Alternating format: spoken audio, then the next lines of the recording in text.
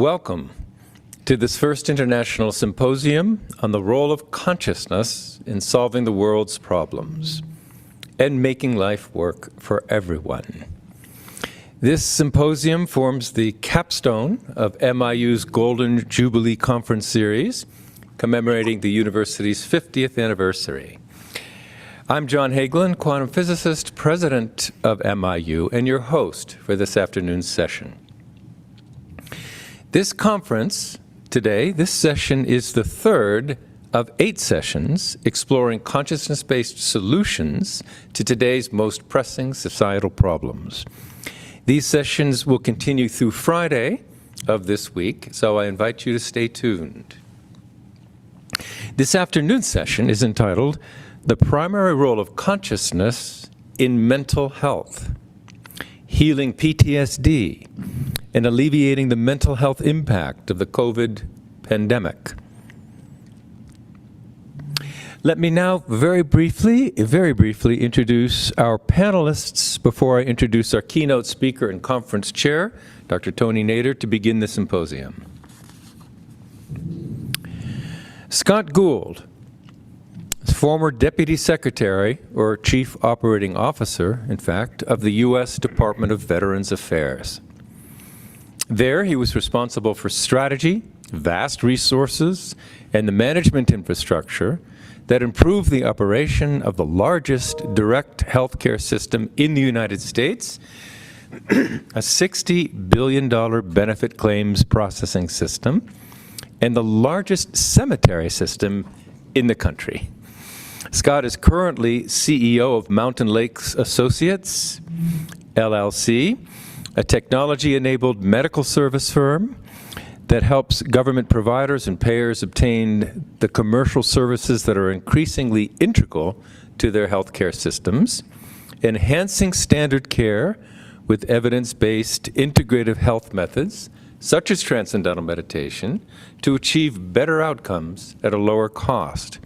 And much, much more, as we'll see when we introduce Scott again later. Dr. Sandy Nidich is Professor of Physiology and Health and Education at MIU and Director of MIU's Center for Social Emotional Health and Consciousness. Dr. Nidich has been principal investigator or co-investigator on multiple research projects funded by the U.S. Department of Defense, the National Institutes of Health, as well as private foundations in the areas of mental health, rehabilitation, cardiovascular disease, and cancer, grants totaling over $20 million. And he is a prolific researcher on the effects of transcendental meditation practice. Dr. Yolanda Lewis-Ragland, MD. Dr. Lewis-Ragland is a double board certified physician in pediatrics and obesity medicine. She is owner and CEO of Family Fitness and Wellness for Community Health and founder and president of the Dr. Yolanda Cares Foundation, a nonprofit organization that focuses on reducing health disparities in at-risk communities. She's also the medical director of Healthy Encores and a community leader at The Arc in Washington, D.C. And now I'd like to introduce Dr. Tony Nader, MD, PhD, our conference director and keynote speaker.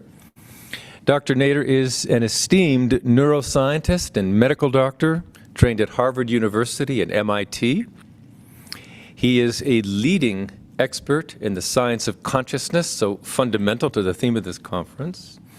He is our distinguished research professor at Maharishi International University. He is the author of a recent groundbreaking book entitled One Unbounded Ocean of Consciousness.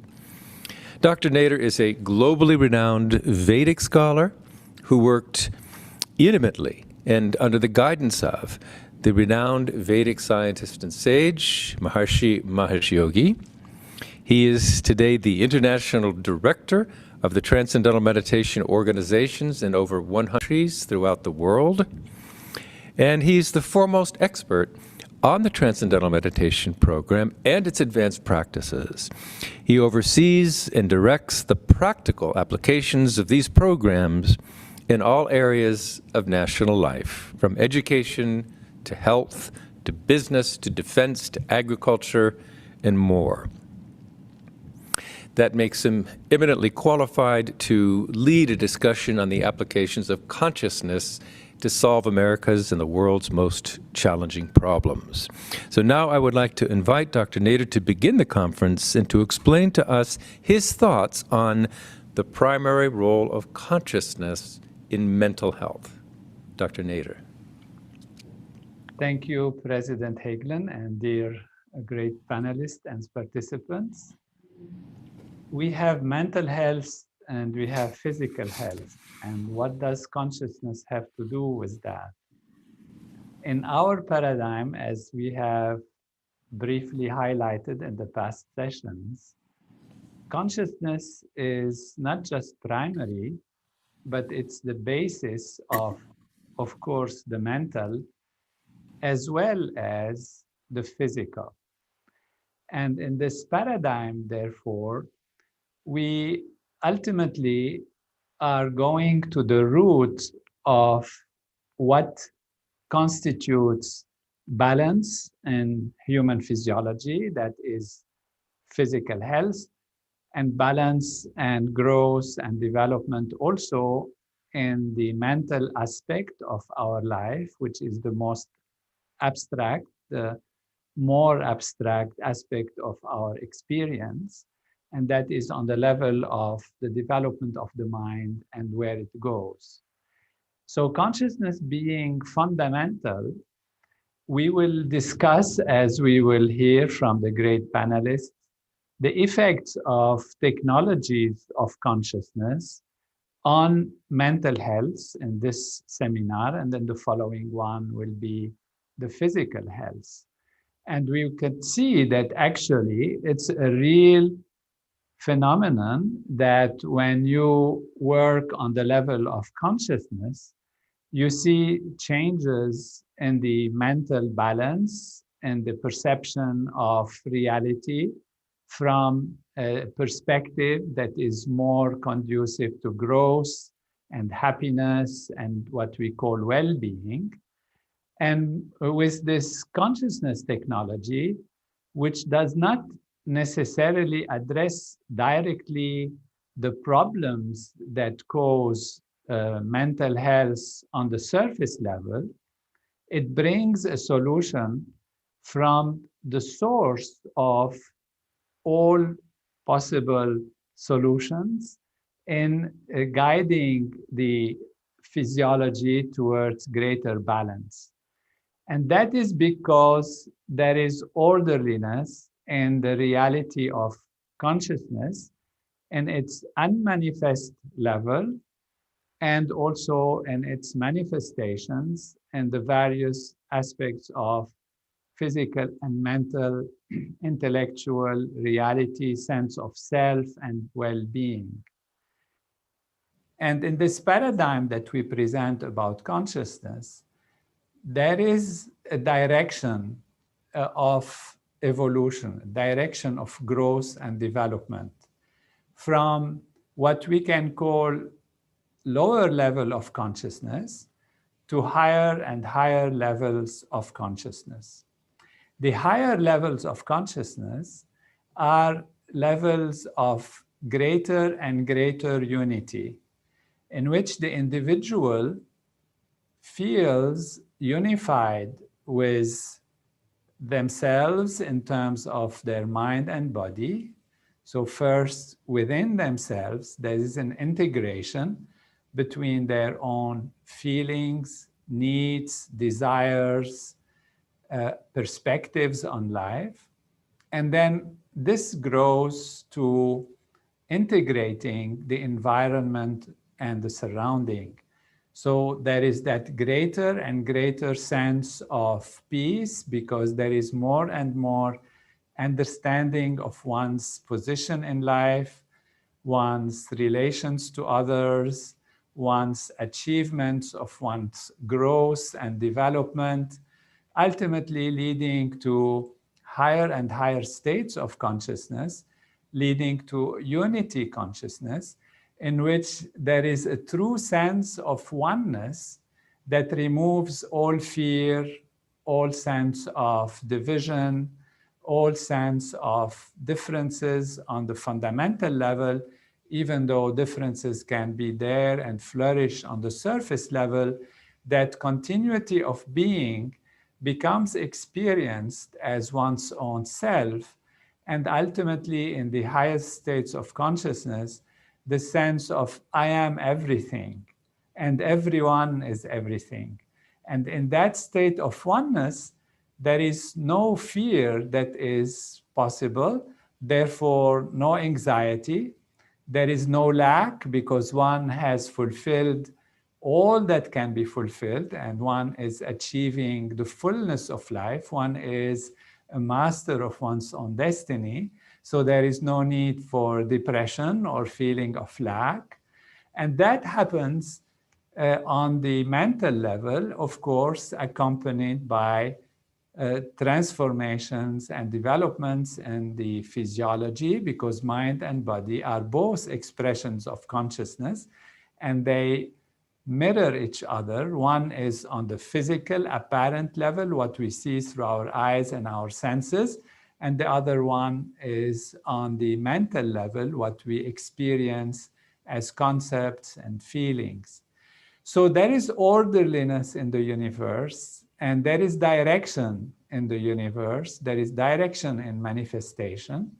And as one is growing in the right direction, then one is feeling greater happiness as more and more one grows in the direction of synthesis, if you like, towards putting together all the pieces of the puzzles of life and understanding one's role, one's presence, one's reality, and in connection with one's environment and one's life. And one grows in true realization of the ultimate reality, which is this one unbounded field of consciousness, one unbounded ocean of being, which is the source of everything and which is everything. But we are only aware of partial values of it. So when we discuss mental health, we have to ask then why do health on the level of the mind get deteriorated or there is a problem? When there is a problem, we can say in a general way that there is either a disruption in the perception of reality or there is a sense of going in the wrong direction. So one is not fulfilling one's needs, one is not self-actualizing, one is not fulfilling their role, one doesn't see where they belong, and one is feeling smaller and smaller and more isolated. This happens when one faces drama, faces problems, faces situations of war and conflict, where the mind is disrupted, where the unity value is disrupted because there is this fighting, these differences, these problems can be there. And when one is not achieving one's goals and therefore one is unable to develop one's full potential, and therefore one is not going in the right direction. Now, this direction doesn't have to be a rigid direction. We are not talking about preconceived, preset design, and therefore there is no sense of freedom. We are talking about the direction of growth and the sense of greater unity, but this can happen through different paths. So there is different possibilities of growth, and that's why we see different realities, different individual paths, from one individual going to some profession, some vocation, some other path, another taking another profession, another vocation, living in a different cultural background, in a different situation. And therefore, all these values of natural law that constitute the determinants of the environment and the individual circumstances are practically infinite in number, yet as long as the direction is towards greater fulfillment and growth towards more and more unity, then there is greater and greater balance and strength on the mental level. If one is stagnant, then one is not feeling so great, things are boring and there is no interest, one is going round and round, beating around the bush. And if there is a sense of not growing at all, but even going down and becoming more and more in the isolated situation, then the anxiety, the fears, and the difficulties arise more and more. And this can be addressed, of course, by the most powerful technology to bring unity and the sense of unity and the sense of security by bringing the individual's attention back to oneself, which is the unbounded ocean of consciousness.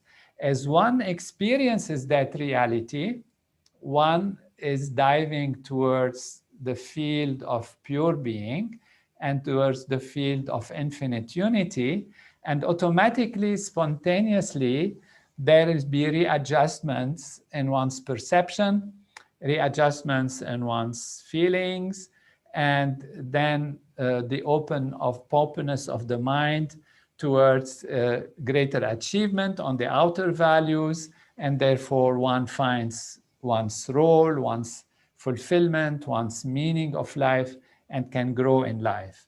Now, of course, one might say that in mental health, there are issues where there is a need for medication, there is a need for psychiatric approach with chemicals because there is a disturbance in the nervous system. That is also possible and might be needed in some cases.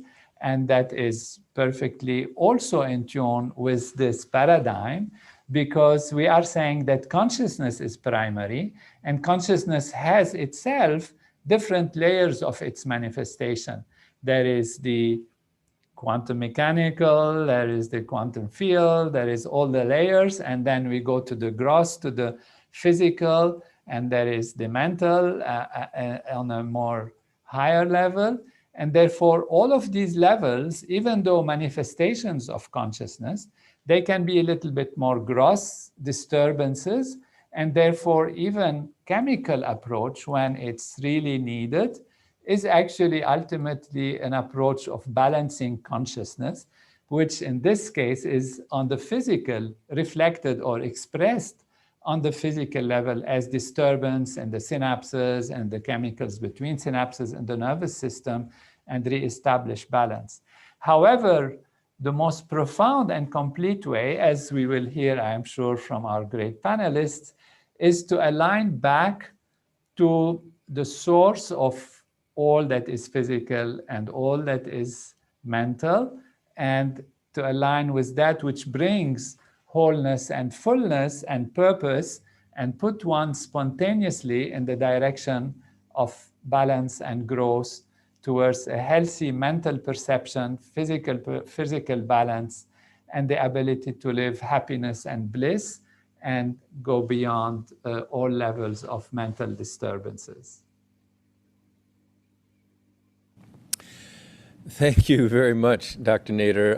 If I may say, there's a marvelous clarity to your thought, and you can take complex issues, including issues of mental health and lack of mental health, and put it in a context of such natural simplicity that one really gets the feeling one's really understanding these complex subjects when we hear from you. And also in that light, the solutions seem to emerge rather obviously from that particular perspective. As I've mentioned today, we are in the presence of three great experts who have experienced firsthand the challenges of mental health in three entirely different domains. Dr. Yolanda, who is on the ground in impoverished and traumatized communities. Dr. Scott Gould, who has worked extensively with our nation's veterans in various aspects of addictions and mental health and stress. Dr. Sandy Nidich, who has worked extensively in our public schools dealing with financially disadvantaged students as well as teacher burnout. So everyone here is very familiar with issues of mental health. And if I could perhaps just request our panelists to start with a very simple question and a brief answer to perhaps a relatively simple question, which is starting with Dr. Yolanda.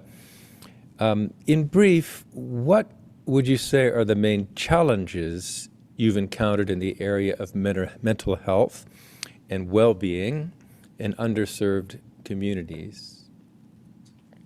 Wow, that's a vast answer, obviously, but some of the major things. So first of all, thank you for having me. Thank you so much for inviting me here and being a part of this really historic conversation, addressing some of the roots of the problems we see in many of these vulnerable communities. One of the reasons I enjoy working in vulnerable communities is because they're underserved and overburdened with chronic disease, mental health issues, and a lot of it is related to circumstances in their environment that they cannot change. And so that's, mental health, I'm dealing with things like ADHD for children, ADHD, anxiety, depression, PTSD, as well as just trauma, which I think we're finally beginning to define,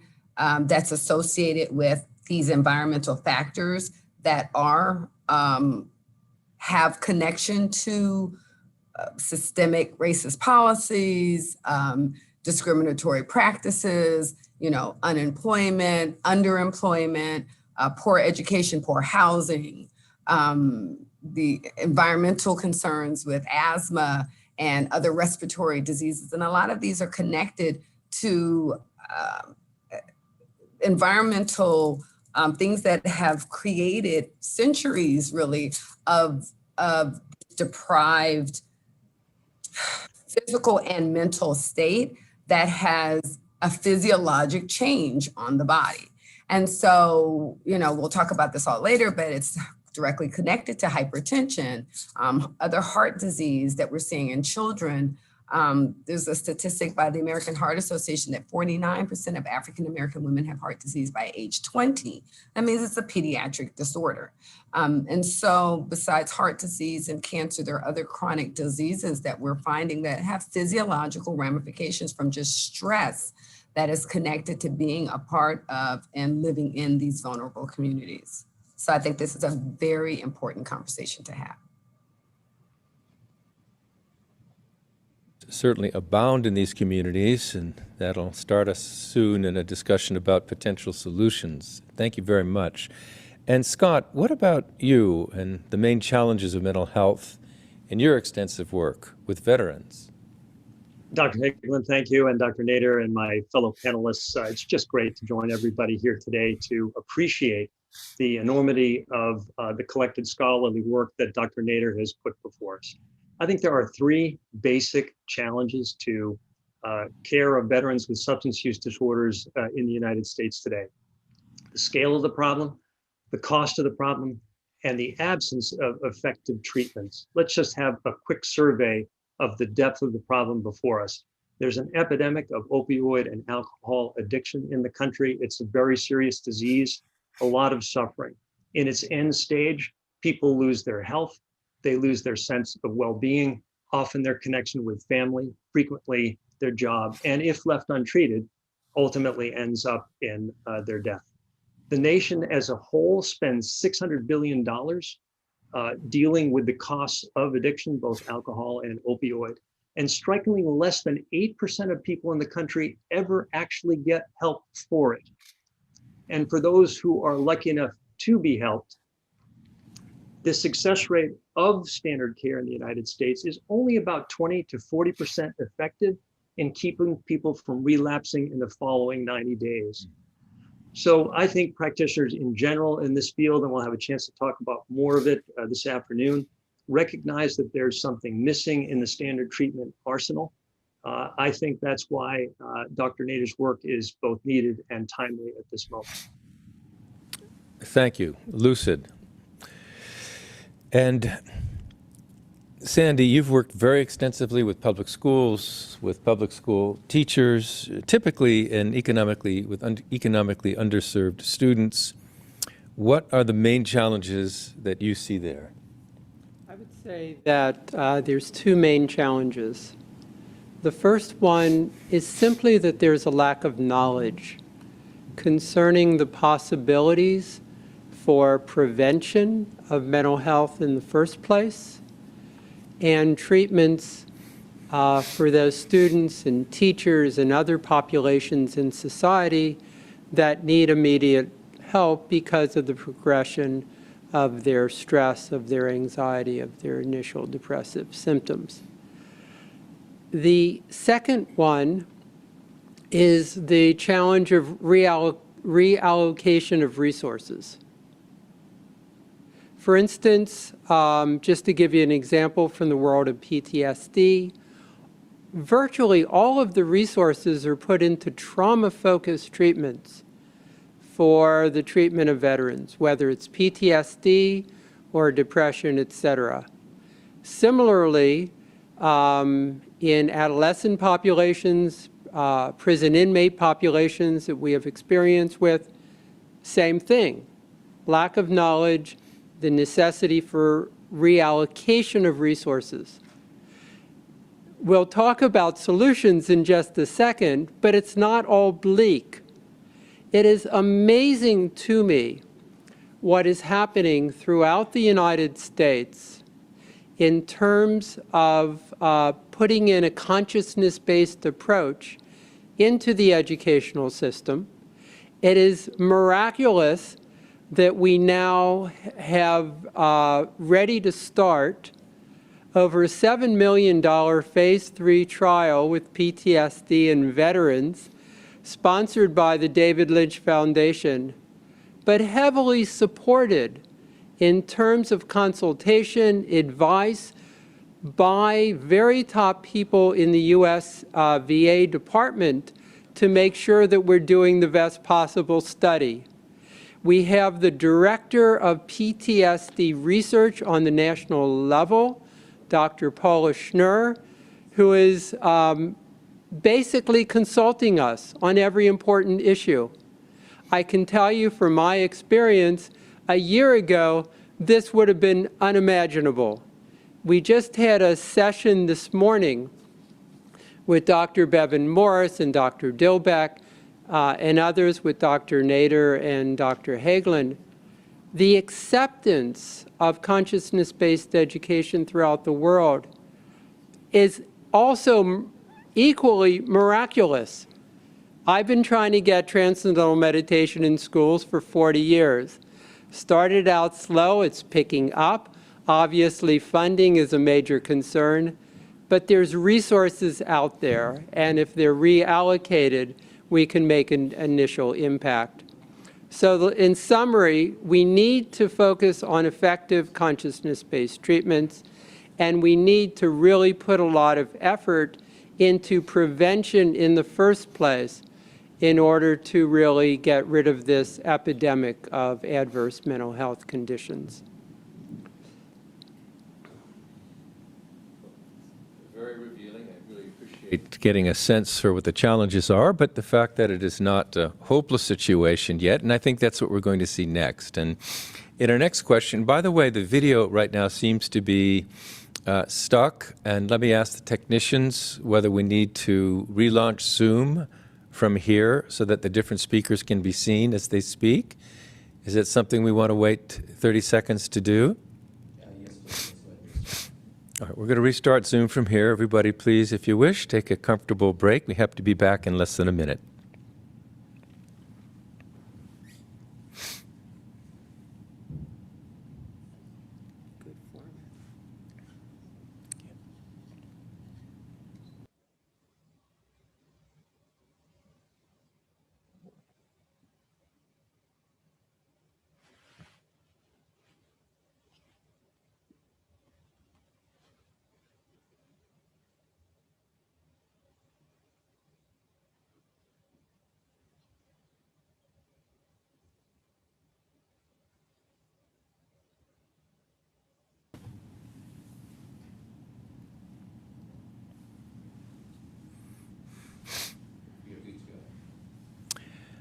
Very good. Thank you very much. Let's see. Can I see anyone other than myself? We will see. I've got a small picture of me on the monitor there. So I'll continue, and perhaps if that can be improved. That's bigger now. I'm not sure that's an improvement, but it's bigger now. So I'm going to ask a second question. It's a little more substantive. I'd still like us to keep our answers brief. I'd like to invite and encourage Dr. Nader to speak up during or following any of the presenters' answers to this important question, and see how that question or that answer sits with your own understanding. See if there are any insights or practical suggestions you would like to add to this very important subject of mental health and the role of consciousness in mental health. Starting again with you, Dr. Yolanda.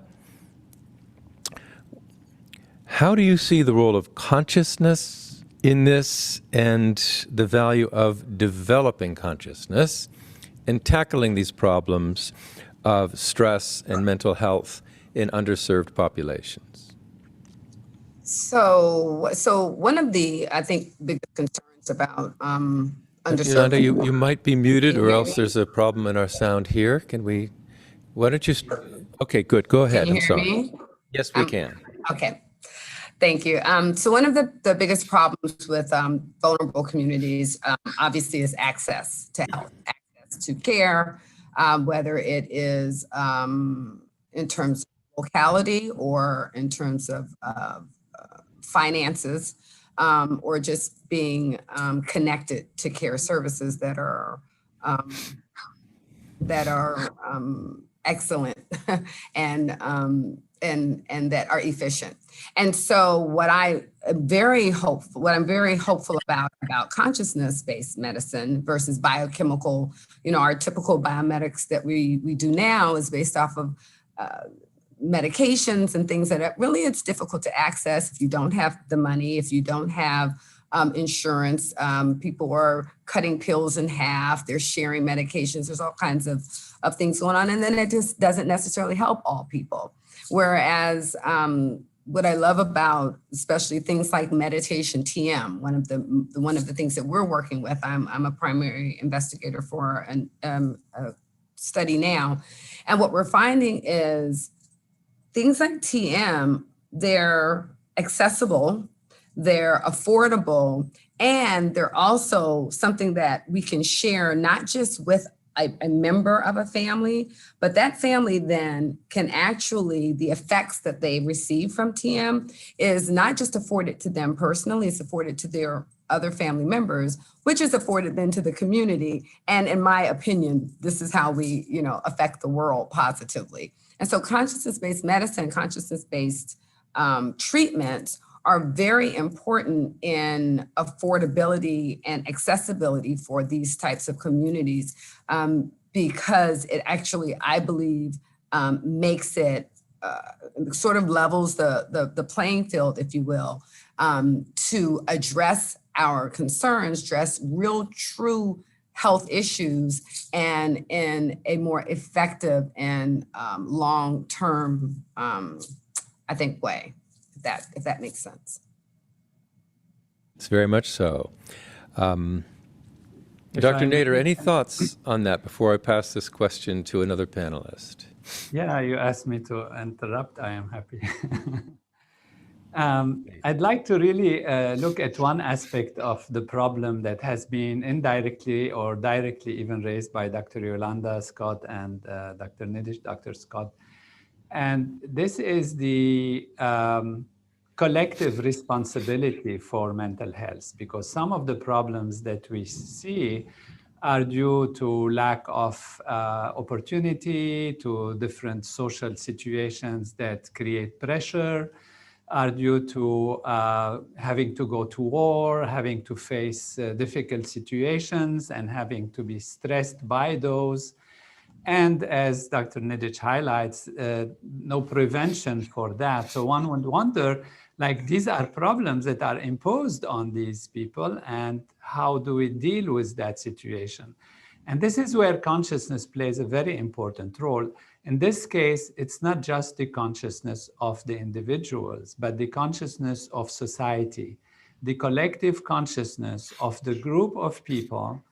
and their perception of the way to manage society and to create laws and manage the laws and to deal with other nations and manage the relationship with other nations that forces the people either to go to war or to face struggle and strain, or to have poor ability to manage the distribution of be it medicines or food or education and the environment. And it is not due to the lack of possibilities. It is not due to the lack of funds. It's not due to the lack of food. It's not due to the lack of possibility to have peace in the world. What it's due is to the mental setup of the people that do not have a broad comprehension, a broad consciousness that allows us to have a fair, soft, natural, holistic society. And why is that? Because of the sense of, not the sense of oneness, the sense of separation, the sense of fear from the other, the sense of discrimination. They're gonna take my rights, I'm gonna take their rights. Who are they? I am a clan, they are another clan. I am a nation, they are another nation. And that is ignorance. And ignorance is rooted in poor consciousness, in low vision, and inability to see the wholeness. What the programs of transcendental meditation offer, besides the benefits for the individual, is when we have a collective practice, when we have a collective group that practices transcendental meditation and the advanced city programs together, as we have seen, as research has done, as many of us here have participated in, particularly many research that yourself, President Hagelin, has managed to assemble and to study and follow up. And I have personally been involved in some of this and other studies. We have seen that there is a transformation, there is a greater peace in society, greater understanding of the other, less conflict, less crime. And when the collective consciousness is taken to that level, then many of these problems that we hear are prevented. And that is the most important root of the solution. This is where consciousness plays a global role to prevent the cause of suffering that is being faced when you have asked the question to the great panelists about what they are facing. And you see that everyone is saying it's due to war, it's due to lack of this, it's due to lack of that, it's due to discrimination, it's due to inability to deal with this. And therefore, this is where we also have a great support from the field of consciousness. Change the collective consciousness. For the individual level, also, transcendental meditation is a side effect free, simple, very, very inexpensive, easy to practice. You can have it. We are making ourselves available. That will help put the individuals on the path to recovery and gives them the ability to be themselves creative and find solutions for their problems, while the society is being healed from its ignorance and its laws that are discriminatory and unfair to the collectivity. So this is a very important part of the solution that we should not undermine. If I could add in support of what Dr. Nader just said, in Washington, D.C., in the summer of 1993, there was a national demonstration project organized. Despite being the capital city of the United States, due to the economic and socio-economic realities of the District of Columbia, it has also always been a high crime city with issues of mental health and other problems that are, you could say, environmentally imposed.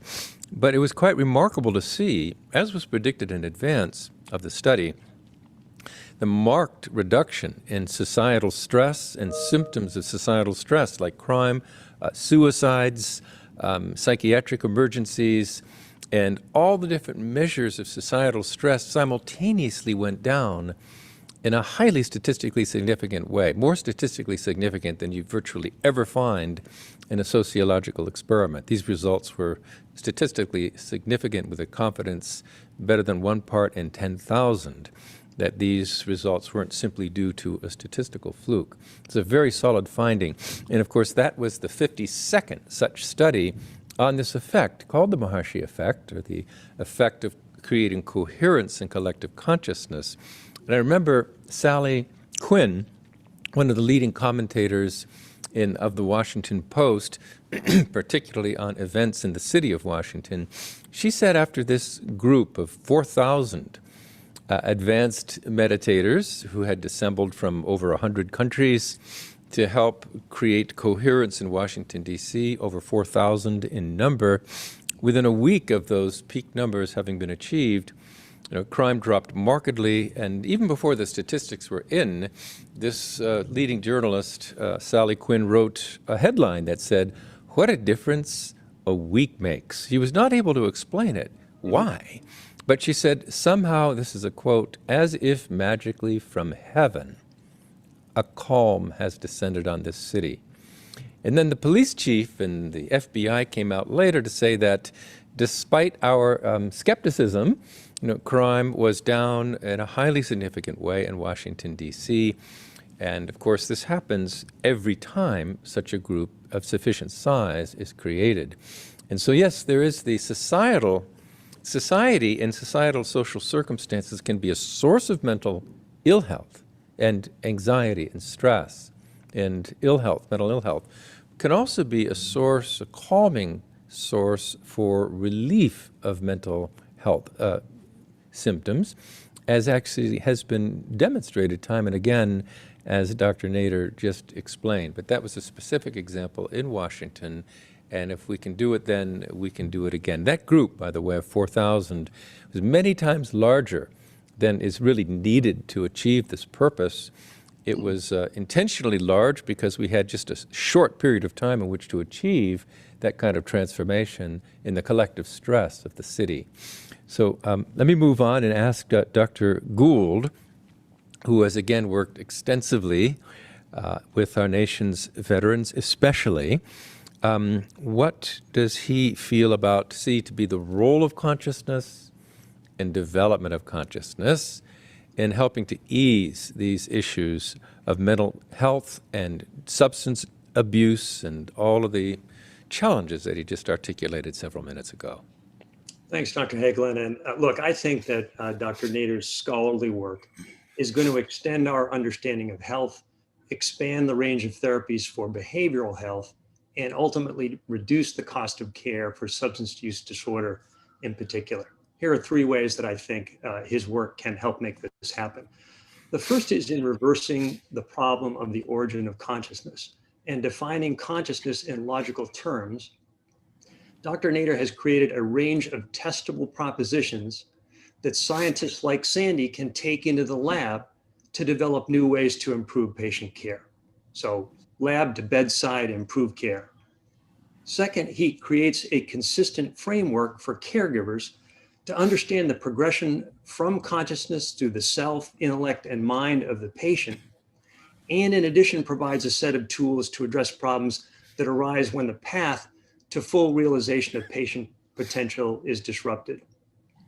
And finally, he offers insight into both the analytic and synthetic journey in treatment, where awareness and attention become quantifiable and qualifiable on a path to recovery. That is, on a path to increase balance in mental and physical health. I believe these insights offer a new perspective on the design and implementation of behavioral health care and provide a bridge to develop new and more effective preventive and corrective treatments, and look forward to discussing those later on in the panel. Fantastic, Scott. I must say there's something a little disarming and disconcerting about the remarkable clarity of your speech. Humbling, maybe I should say.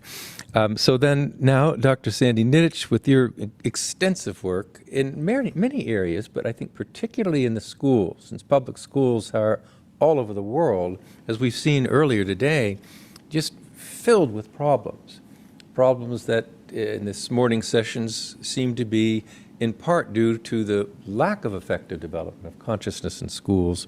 How do you see consciousness and the development of consciousness as part of the solution and its relevance to the issue of mental health? Thank you very much. I think it's well phrased, what the other panelists have described in terms of the problem and in terms of the solution to the problem. In the area of schools, it is absolutely astounding. We're now really focused on not teaching just a few students in this class or that class and doing some small research. There are plans for doing research on a large-scale level in many countries around the world, including India, that is being spearheaded by Dr. Michael Bush and Peggy Bush, and just all over the world, especially in the countries that we heard about this morning. But what is astounding is that when you come in and teach transcendental meditation to a given school, whether it's a few hundred students or a few thousand students, the administration and the teachers begin to immediately express these same qualities that Dr. Nader brought out in his introductory points. That is, there's a feeling of greater directedness within the school. Directedness and focus on student learning. There's less infighting among administrators and faculty, which by itself reduces the school climate. There's less school violence and rule infractions. Everyone is more focused on learning. Everyone is more focused on development. And everyone, including the researchers, are continually astounded at this. So there's an effect on the individuals who are learning TM, transcending on a daily basis, infusing that unified field level of consciousness into their daily life. And then when there's a critical mass, as Dr. Nader and Dr. Hagelin very beautifully explained, there's an effect on the whole institution. When you have enough people, there's an effect on the entire city, on the entire nation. Several thousand people can have an effect on the entire world. But this is sort of a microcosm of the effect within a school, and it's continually striking. And you don't hear this kind of benefits in terms of decreased entropy, increased orderliness, increased direction. People are more balanced. They're more supportive of each other. You hear this on a continuous basis.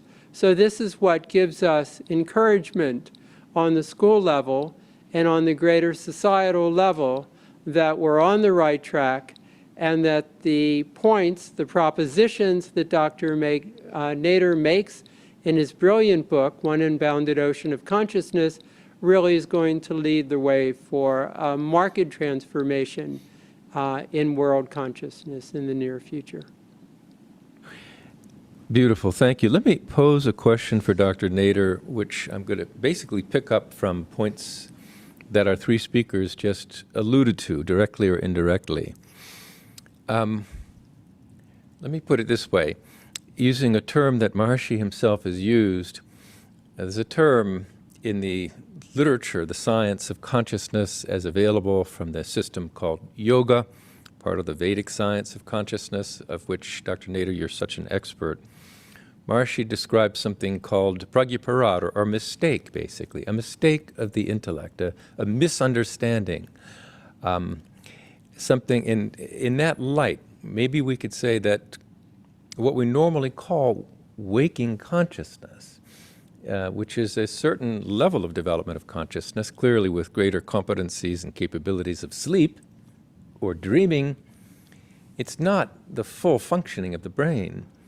And something about the fact that we're living in a state of consciousness, generally speaking, that is not the proper functioning of the brain, not the way it's designed to function. The very nature of the structure of the consciousness that we live in waking consciousness could be a cause of dis-ease or ill health or lack of ease or confusion.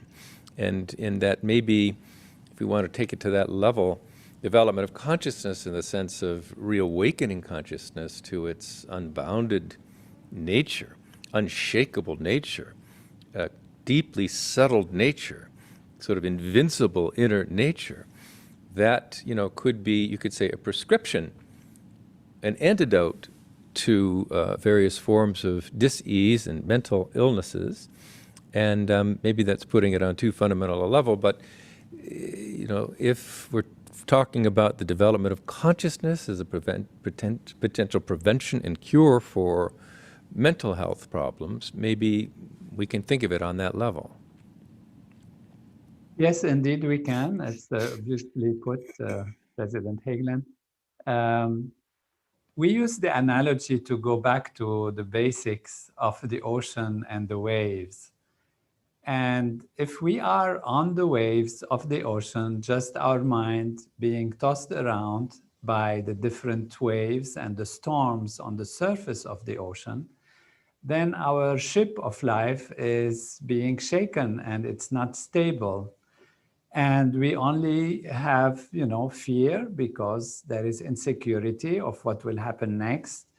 And we don't have a vision of the wholeness, and we are our awareness gets very narrow, and sees only a number of possible perspectives.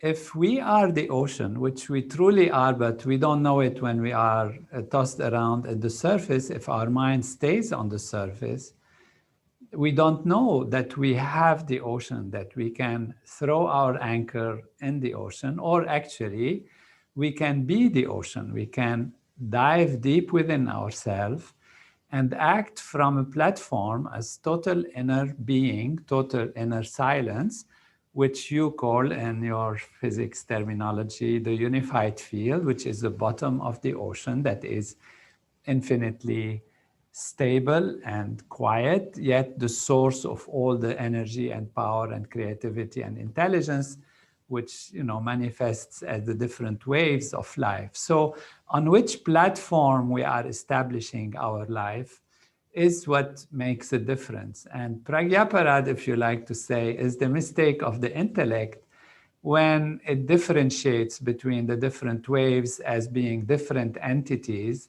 rather than know that all the waves are expressions of the ocean.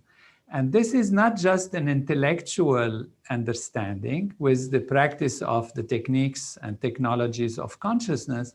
It becomes a living reality. One actually knows it, one actually lives it. I have always been touched, and remember to use this. I reuse it whenever there is an opportunity of this criminal who was, quite a criminal in a sense, and who had an image of themselves as somebody whose life is crime and who is a horrible person, because they have self-understanding. Of course, they know they're doing something wrong, but they feel this is who I am, and they do it this way.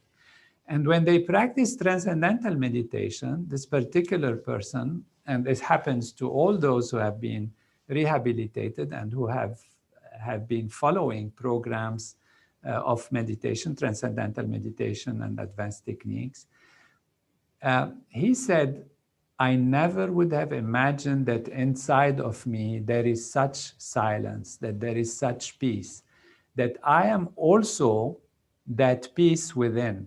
I am also that quiet within. And just discovering that changes the entire perception of the individual from being somebody who is wild and a killer to somebody who finds the peace within and knows, no, I can be something else. And their whole life was transformed and changed, and they got rehabilitated and went into a life which is normal and productive. So just the experience, because you can tell the person a million times, come on, you're not like this, you're not like that. And they think, well, you're trying to force them or counsel them. You tell them that they don't need drugs, they don't need this, they can this. But it's the experience, the direct experience. We talked about people searching for drugs. Why? it's not for negative reasons. They're searching for relief. They're searching for peace. There is something troubling them. And they choose the wrong thing because they don't have opportunity to know that they can choose something which is much more profound, much more effective, has no side effects. All the benefits come to the contrary and create happiness and strength and fulfillment. And so by giving the experience, one says, I don't need this anymore. They don't need it.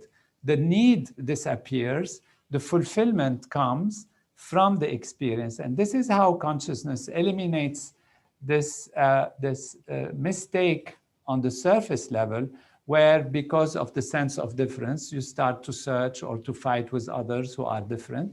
But with the sense of unity, with the sense of oneness, with the sense of peace, then you are searching for peace, for happiness.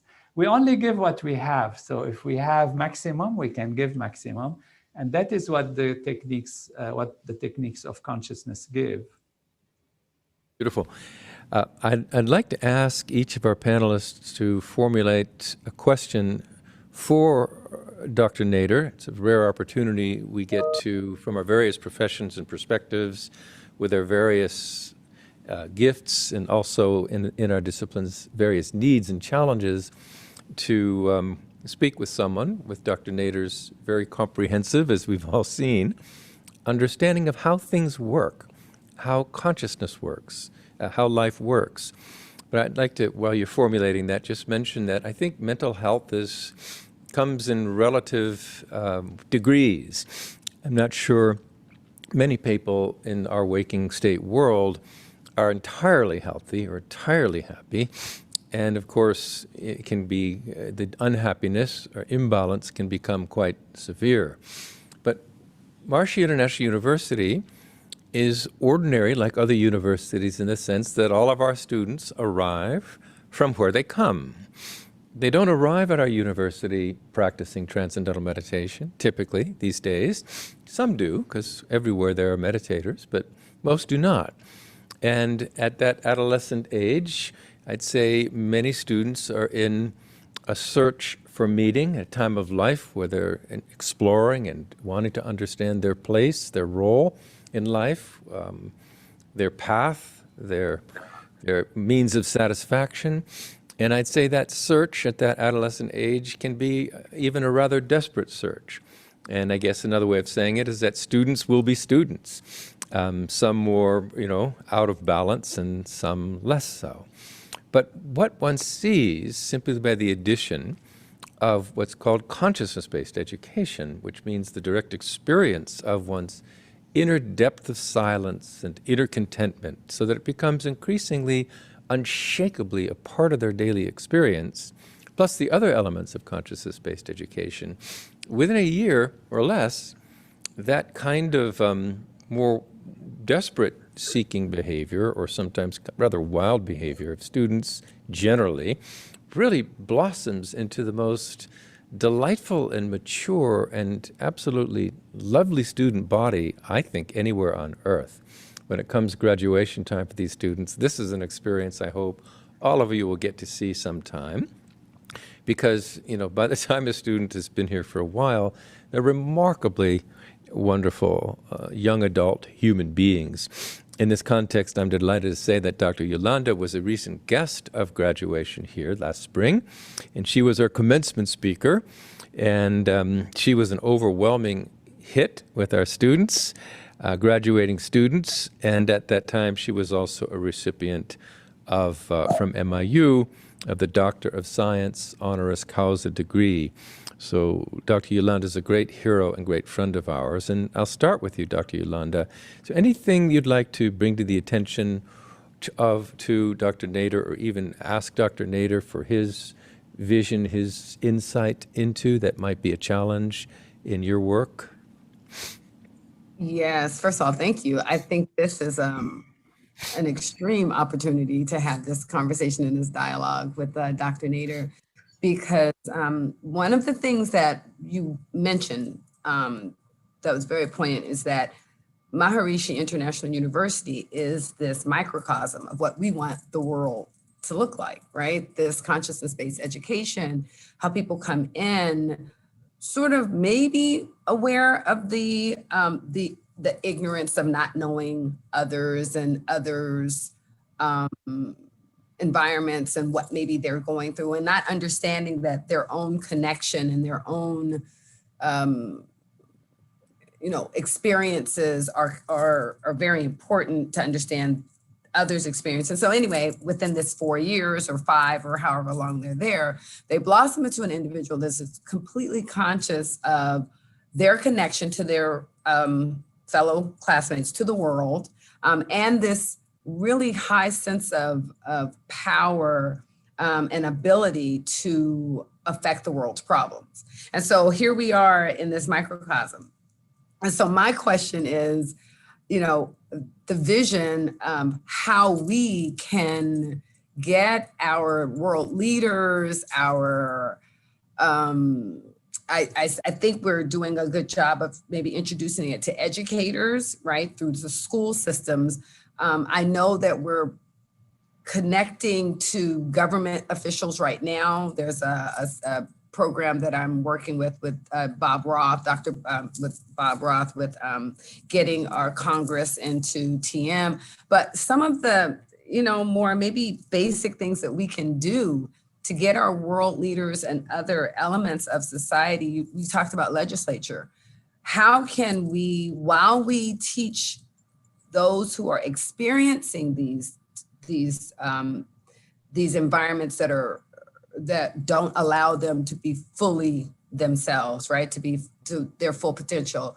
As we teach them to recognize and grab and acquire empowerment, how do we at the same time teach others that it's our responsibility, their responsibility, the world's responsibility to also aid in getting them to this consciousness, or getting them to this equal state so that they can be fully who they need and want to be, because it's helpful for the entire world, not just because it's helpful for them as an individual. Yes, through information, of course, is one way. Education, scientific research to show that it actually works. People want to see that it actually works. And mostly also, most importantly, practice of transcending.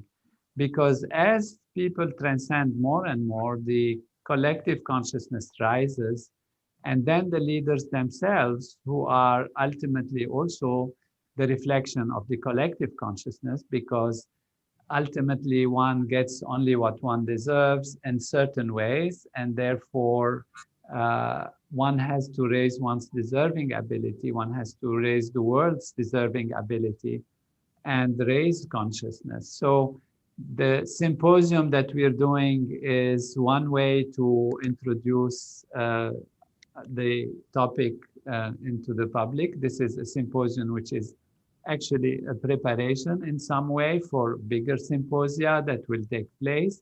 And we'd like to ask you and others to participate in the big ones and invite, prominent people, so that we put this conversation in the mainstream, and at the same time continue to initiate and teach people and have programs, get people to come to Maharishi International University, so that it has 50,000 students, not 5,000 or 2,000, and radiate that fullness and to the whole world. And this is how we have this cycle of information, but practice also. So create the field and sow the seeds in the field, manage the field and let the field be fruitful. And this is what we're starting, really, the conversation about consciousness. I've said one time that, food used to be simply thought of as calorie. People ate whatever they could, 200 years ago or so, or a little more, at least in the West. In the ancient times, there were some knowledge, very deep knowledge in Ayurveda about specific value of food. But in general, it is very recent that food has become important to study the percentage of vitamins, of fat, carbohydrate, and protein, and minerals, and rare elements and all of that. And now it's a big thing and very important for health and for balance, etc. Consciousness, because it is abstract, has been not such a big discussion. And now we're bringing it back as a new product, a new, most all kind of thing in the conversation that has a very powerful impact. And why we can do that is because of the convergence of many factors. One of the factors is actually the discovery that the material life is nothing but ultimately a field, and fields are unified, and there is a unified field. So when looking for the essence of matter, we come to something that is quite abstract. When looking for consciousness, we see that it works also on the material level. When we're looking for the world, we see that what it needs is a spiritual regeneration. It needs, because the physical we are dominating and it's great advances. But if we don't have the spiritual understanding of our relation with each other, of our relation with the environment, of what consciousness allows us to do, how we can expand our consciousness, we're going to see the generation that we are seeing today that is losing trust in politics, losing trust in the military, losing trust in the banks, losing trust in the financial system, even losing trust in the spiritual system. And they need something more. But that's what they need is consciousness, not only as a theory, which is important to have, but also as a practice on the individual and on the collective level. Thank you. That's awesome. That was awesome. Thank you, Dr. Nader. So Scott Gould is a 30-year veteran of the U.S. Navy and Navy captain. Why don't you take a shot at Rajaram? Great. Well, a comment and a question. First of all, a comment. I think in simple terms, one of the reasons why we're so excited about this discussion today is that the techniques offered in your book help soften the wax of behavior and enable patients to form new behaviors that allow them to stick with a care plan that's been recommended by their doctor. And so many folks who work in this field know how hard that is to do, and yet how simple and effective the techniques are that are offered in the book. And now to my question. As we move from a time when the concept of consciousness is relatively new to one where it's widely accepted, how will society as a whole redefine health in your view? Health will be the ability to live fullness of life, to live bliss consciousness, to experience our birthright, which is to live in happiness, prosperity, and peace as humans that have that potential. And they will understand that these words from the spiritual leaders of all time and the sages are a true reality. When we say humans are created in the image of God, the kingdom of heaven is within you. When we say, consider yourself to be an atom in which the whole universe has folded. When we say, and this is from the Muslim tradition, from the Christian, from the Jewish tradition, from the Buddhist tradition, from the Tao, from Indian Vedic tradition, you are wholeness, everything is wholeness. There will be that understanding of oneness on the level of not just the intellect, but on the level of being. So the being will shine, and this spontaneous fulfillment will come. And there will be also evolution on many, many levels on the physical level, because with greater consciousness, there is ability to see the laws of nature and to understand them more. So there will be also technological discoveries that will grow, that will be, life will become easier, the distribution and the creation of food, our ability to master the artificial intelligence rather than make it our master, our ability to be stronger than genetic engineering, which can lead to all kinds of problems. You know, we have faced, maybe not Dr. Yolanda's, but I can think the others, a generation of nuclear war and fear and as being the threat. Now we're facing artificial intelligence, genetic engineering, and these can be tremendous threats If we don't raise our consciousness and become the masters of these technologies, they will become our masters. We will become followers of something that we cannot dominate because it has a greater ability to control, to study, to do statistics and analysis, and to tell us what to do. And we will have no choice but to follow. And that can lead us in any direction. We don't want to get maybe now into this topic, but it is very mandatory that we raise consciousness. It's very mandatory that the world raises its consciousness for the individual and for society, so that we remain masters of our destiny and enjoy a life that we deserve and fullness and happiness for the individual and society. Thank you. Dr. Nader, we have a bit more time, and if there's anything that just bubbles up that you think would be illuminating for this conference and this topic of mental health, please feel free to share that. And also our panelists, if you have further questions, please feel free to raise those at will. Yes, Doc, go ahead, Sandy.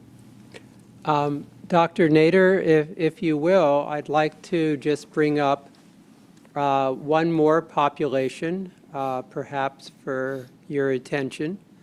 These are frontline healthcare providers. As you know, and as Dr. Hagelin and other panelists know, there's been a number of research studies that have been going on with frontline healthcare providers, physicians, nurses, physicians' assistants, and others. We have some preliminary data that you have heard about. Prior to that, we have research that has been completed, already published on nurses from a couple years ago. Current study from University of Loyola Stritch Medical School that we're submitting for publication on physicians. I wanted to, in addition to that, we're finding that frontline healthcare providers during the pandemic, and this takes tremendous courage and vision from those who have been sponsoring the study, Bob Roth and people at the David Lynch Foundation, Dr. Stuart Rothenberg, to actually go ahead and do research in the midst of the worst pandemic that we've had in recent history. But in addition to the prior published findings, we're finding that there's significant reductions in burnout and depression and anxiety. We're finding that there's an overall improvement in terms of quality of life of these same healthcare physicians. I asked several of them, in light of this symposium, if they would provide any experiences that they would want to have presented during the symposium. And if I could just take a minute or so, and they're all boiled down to a sentence, provide a few for your comments, and in terms of the mechanisms that you feel are behind these rather, in my impression, extraordinary experiences during the pandemic. Would that be all right? That would be wonderful. Actually, if I was given the choice, I would have been asking you to tell us about the actual scientific research findings, some of which you have conducted and with others, and Dr. Scott and Dr. Yolanda, if they have, the actual practical benefits that you have seen in your patients, as well as the papers you have written. Just briefly, of course, the time maybe doesn't allow, but that would be also very interesting to address. Okay. So I mentioned some. I didn't want to go into a lot of specific details, maybe at another time. I also want to give our other panelists some time. We're also finding not only a decrease in adverse mental health conditions like depression, burnout, anxiety, we're seeing overall an improvement in sleep difficulties, which many treatments do not find. In addition, we're finding generally increased resilience, which is an associated mental health goal. If I could just briefly, as sort of in addition to those more quantitative findings, here are some healthcare provider reported experiences. Practicing TM has reawakened the part of me that seeks out joy and meaning in life. Another provider said, again during the pandemic, I am noticing a finer awareness of how my choices during the day affects my mood, energy, and sense of well-being. A third, I recognize that my schedule is very busy and demanding, or I'm behind, but I don't get overwhelmed by it. It's like I note it and deal with it, but don't react to it. And the last one I just wanted to mention, and there are many, TM has been a wonderful way to release stress by dipping twice daily into the universal consciousness that holds us all together. It's reminded me that I'm part of something bigger and to feel empowered in a new way. So this is just some snapshot of some of the findings and anecdotal information we're obtaining to accompany the research findings that are coming in on healthcare workers. Any comments? Absolutely delightful. Thank you for bringing this up, because that reminds us to say that we live our lives through consciousness. Without consciousness, what is the meaning of anything? This we've been repeating in previous parts of the seminar also, but when one asks what is the importance of consciousness, one just says, what happens when you don't have consciousness? Where is your wealth? Where is your love? Where is your strength? Where is your feeling? Where is your creativity? Where is your understanding?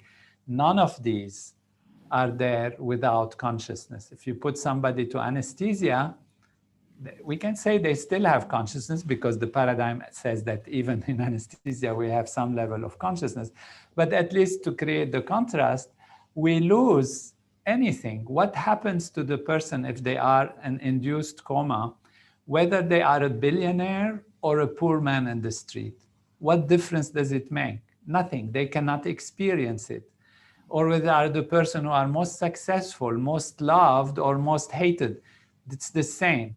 So it is through our consciousness that we live our life. And when we hear these experiences, we know the importance of these subjective experiences.